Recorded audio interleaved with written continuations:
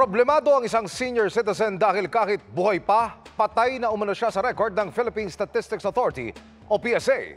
Ang proseso ng pagpapatala ng kamatayan ng isang tao, gaano nga ba kadali? Inimbestigahan niya ng inyong Kapuso Action Man.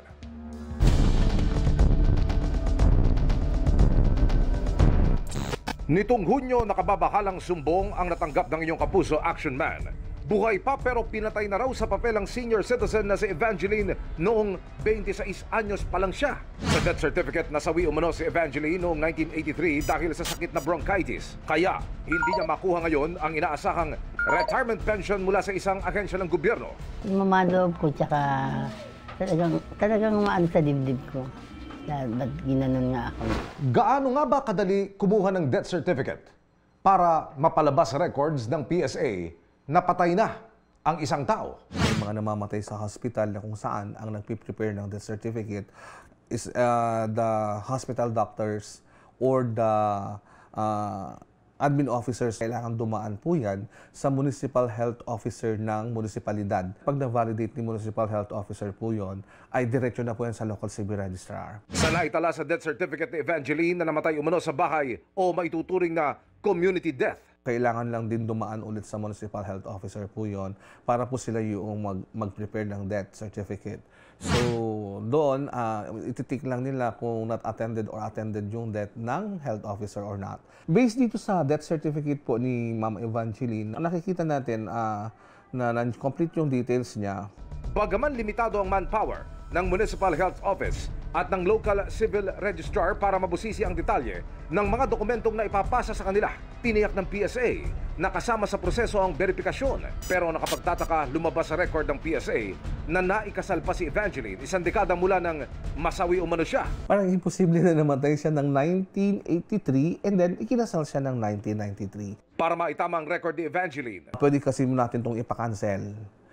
Having the evidences like yung marriage certificate niya and personally herself na nag-i-exist siya, kailangan lang niyang kumuha ng isang abogado para i-file yung petition sa court for the cancellation of the registration noong death certificate para at least once and for all malinaw na hindi pa siya patay. Naliwanagan na sa ngayon si Evangeline at inaayos na ang mga dokumento para sa ihahaing petisyon. Tututukan namin ang sumbong na ito. Para po sa inyong mga sumbong, pwedeng mag-message sa Kapuso Action Man Facebook page o magtungo sa GMA Action Center sa GMA Network Drive Corner, Samar Avenue, Diliman, Quezon City. Dahil sa anumang reklamo, pang-aabuso o katiwalian, tiyak, may katapat na aksyon sa inyong Kapuso Action Man. Para sa mga kasal na gustong maging single ulit, agaw pansin ang alok online na deletion of marriage. Pero ang tanong, legal ba yan?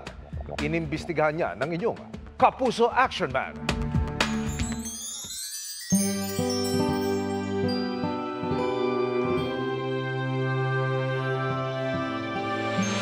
Walang sapat na budget para sa annulment, pero gustong maging single ulit? Deletion of marriage ang alok ng post na ito online sa halagang 35,000 piso. Isa ang OFW na si Cynthia, di niya tunay na pangalan, sa mga naengganyo sa post. Mahigit isang dekada na raw kasi siyang hiwalay sa mister. Ako kasi yung sitwasyon ko na mahirap mag-asikaso ng mga papeles na ganyan kasi lagi akong nagtatrabaho sa malayo para sa family ko. Yung mahaba-habang taon na hiwalay ako, gusto ko rin sanang mailegal na separate kami. Hindi na raw daraan sa korte at no appearance needed. Sa presyong abot kaya, pwede na raw magpalit ng civil status. 3 lang ang hinihinging requirement: valid ID, kopya ng marriage at birth certificate.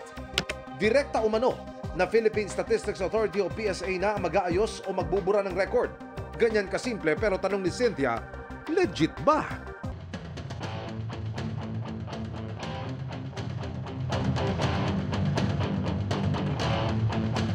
Dumulog ang inyong Kapuso Action Man sa ahensya ng gobyerno na pwedeng tumugon sa naturang hinaing. Wala raw silang ahente na pinag-aalok ng deletion of marriage online. Hindi po yan accredited ni PSA, so huwag po kayong kumagat kasi ang sabi ko at the end of the day, kayo po yung maloloko. Nilinaw din ng PSA na hindi sila pwedeng magbura ng anumang record So no deletion of record, no cancellation of the actual record, but only annotation po yung ginagawa natin. Pagka court procedure po yan, na hindi siya hocus-pocus na gagawing process po, ay kailangan dumaan siya sa protocol nung may court hearing, may mga evidences, ano yung grounds for the annulment, not just the birth certificate or marriage certificate alone, ay makakancel mo na yung marriage certificate, hindi po siya ganun. May mga lumapit na umano sa PSA na nabiktima ng ganitong alok online, kaya paalala nila sa publiko. Maaari niyo pong i-report yan sa PSA para po matulungan namin kayo na hindi kayo maloko. Ang ginagawa ng aming opisina ay pinapablock namin yung mga websites or Facebook account na nag-o-offer di umano ng mga serbisyo na mga related sa civil registry documents. Sinubukan naming kunin ang panig ng nag-post online pero wala siyang tugon sa amin. Na-deactivate na rin ang naturang online post. Mission accomplished tayo mga kapuso. Para sa inyong mga sumbong, pwedeng mag-message sa Kapuso Action Man Facebook page o magtungo sa GMA Action Center sa GMA Network Drive, Corner Samar Avenue, Diliman, Quezon City. Dahil sa anumang reklamo, pang-aabuso o katiwalian, tiyak may katapat na aksyon sa inyong Kapuso Action Man.